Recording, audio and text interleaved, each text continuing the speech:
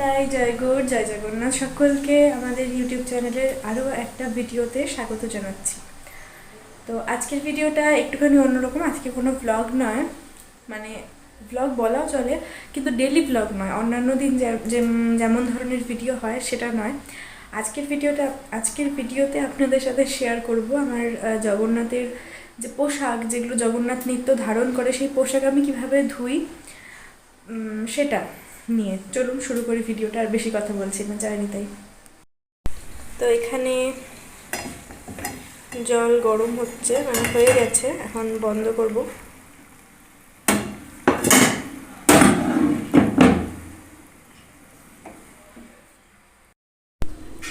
তো এসেছে গোমাতা।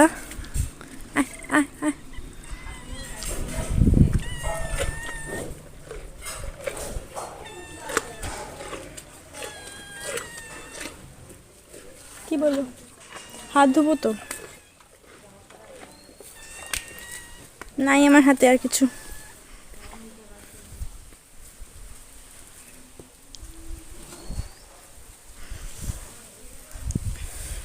এই যে এটা খা।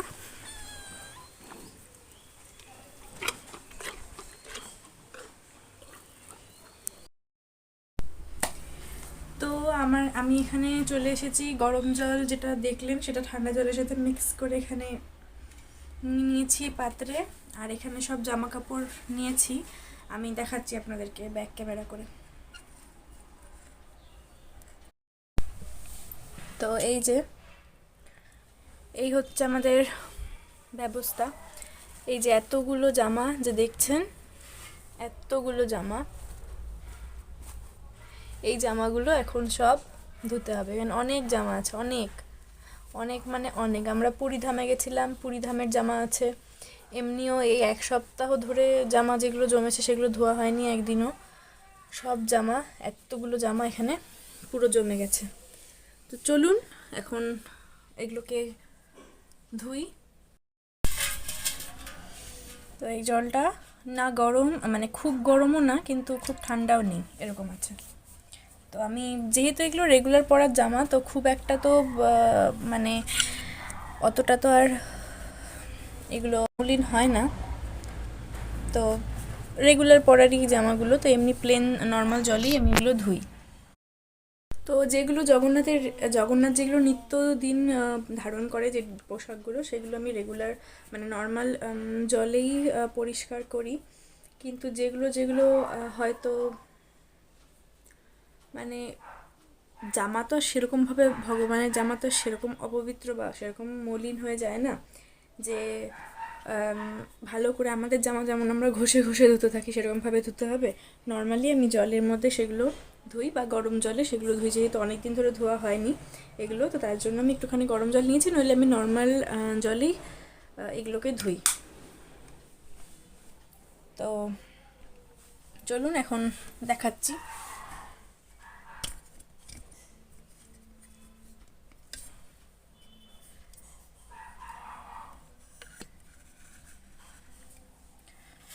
তো এখানে গরম জল, আর এখানে এই জিনিসটা আমি নিয়েছি, যেটা কিনা আমি জানি না কি বলে এটাকে, তবে ফেব্রিক কন্ডিশনার লেখা রয়েছে, ফেব্রিক কন্ডিশনার। তো এটা একটুখানি জলের মধ্যে দিয়ে সেই জলে জামা কাপড় ধুলে খুব সুন্দর পোশাক দিয়ে একটা গন্ধ হয়। আর এটা হচ্ছে ফ্লোরাল, মানে ফুলের গন্ধ। তো এটা আমার খুব ভালো লাগে গন্ধটা। তো আমি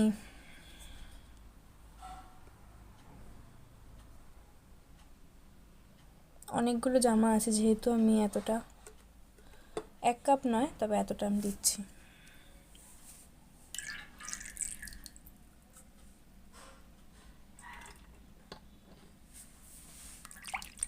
পুরো গোলাপি হয়ে যায় জামাগুলো।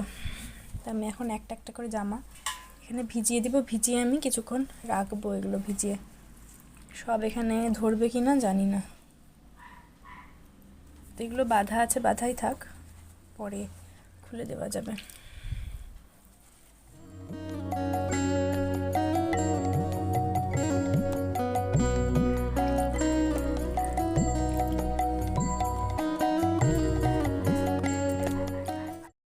তো এই কটা জামা এখানে জলে দেওয়া গেল। এগুলো কিছুক্ষণ এখন ভেজানো থাকবে। আর এগুলো হলো না, এগুলো আমি পরে এইগুলো তোলার পর তারপর এগুলো ভেজাবো। তো এই জামাগুলো অনেকক্ষণ ভেজানো ছিল, প্রায় 10-15 মিনিট মতন ছিলই। আর এগুলো এখন মানে একদম সফট হয়ে গেছে কাপড়গুলো, মানে না মানে যেমন ছিল আগে একটুখানি, একদম নরম হয়ে গেছে পুরো, যেহেতু গরম জলে ভেজানো ছিল। আর খুব সুন্দর সেন্টেড হয়ে গেছে।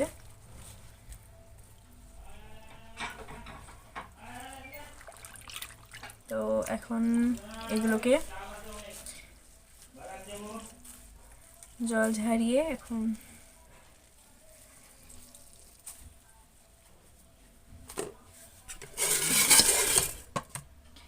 এখানে তুলে দেবো।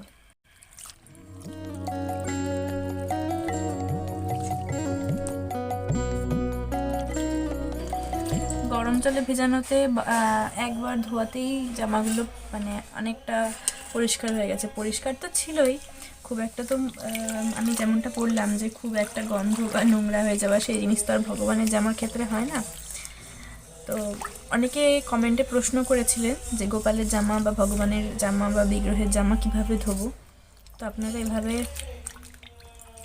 গরম জল বা নর্মাল জল নিয়ে আপনারা এভাবে ধুতে পারেন।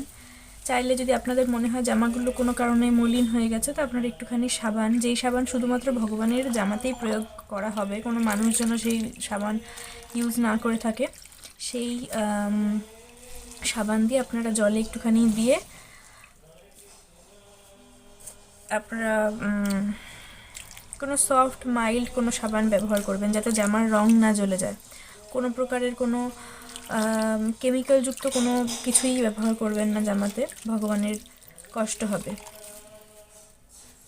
তো আপনারা সেভাবে ধুতে পারেন, গরম জল করে এভাবে ধুতে পারেন, নর্মাল জলে ধুতে পারেন। আর পোশাক ধোয়ার পরে তারপর যে জলটা বাঁচবে, সেই জলটার আপনারা কি করবেন আমি বলছি সেটা আপনাদেরকে। এখানে হয়ে গেল ধোয়া, তাও জলটা এখনও গরম গরম রয়েছে। তো বাকি জামাগুলো বেঁচে গেছিলো না, ওগুলো এখন এটার মধ্যে দিয়ে দিচ্ছি। ওগুলো আবার কিছুক্ষণ ভিজে গেলে তারপর ওগুলোকেও তুলে সব একসাথে মেলে দেবো। আর এই জামাটা জগন্নাথের বসন্ত পঞ্চমীতে ধারণ হয়েছিল। তো আপনারা এই জামাটা পোশাকটা যখন তৈরি করেছিলাম সেটার একটা শর্টস দিয়েছিলাম, না দেখলে আপনারা অবশ্যই চ্যানেলে গিয়ে দেখতে পারেন বসন্ত পঞ্চমীর সময়ে। আর এই পোশাকটা তো আপনারা দেখেইছেন এর আগের ব্লগে। শিবরাত্রিতে এই পোশাকটা ধারণ হয়েছিল। তো এইগুলো কিচ্ছু ধোয়া হয়নি শিবরাত্রির থেকে, বলতে পারেন। হ্যাঁ, পুরীধাম থেকে আসার পর তো শিবরাত্রি চলে এলো, তো শিবরাত্রির থেকে যে পোশাকগুলো সেগুলো একটাও ধোয়া হয়েছিল না। তো ভাবলাম একবারে একদিনই সব ধুয়ে দেবো। তো এই যে কাপড় ধোয়ার পর যে জলটা ছিল সেটা এখন বলছি কি করব।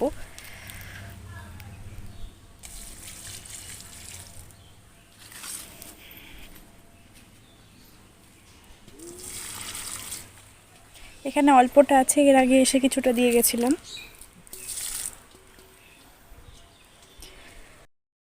তো যে জলটা থাকবে সেটা আপনারা অবশ্যই কোনো গাছে দিয়ে দেবেন। আপনাদের ভগবানের যা যা ধোয়ার আছে সেখানে ধুয়ে সেই পোশাকগুলো একদম জল ছাড়িয়ে নিয়ে, সেই পোশাকগুলো একদম জল ছাড়িয়ে তারপর আপনারা সেটাকে কোনো গাছের এমন জায়গা দিয়ে দেবেন যেখানে যেন পা না লাগে, সেই জলটাতে যেন পায়ে না পড়ে। আর এই যে জামাগুলো সব মিলে দিয়ে গেছি একে একে, অনেকগুলো জামা, অনেকগুলো, পুরো এই তারটা পুরো ভরে গেছে। তো আজকের এই ছোট্ট ব্লগটা আশা করছি আপনাদের ভালো লাগলো। যদি ভালো লেগে থাকে তাহলে চ্যানেলটাকে সাবস্ক্রাইব করে দেবেন, ভিডিওটা লাইক করে দেবেন, কমেন্ট করে জানাবেন আপনাদের কেমন লাগলো। আর অবশ্যই ভগবানের নাম জপ করবেন, ভগবানের সেবায় থাকবেন। জয় নিতাই, জয় গৌর, জয় জগন্নাথ।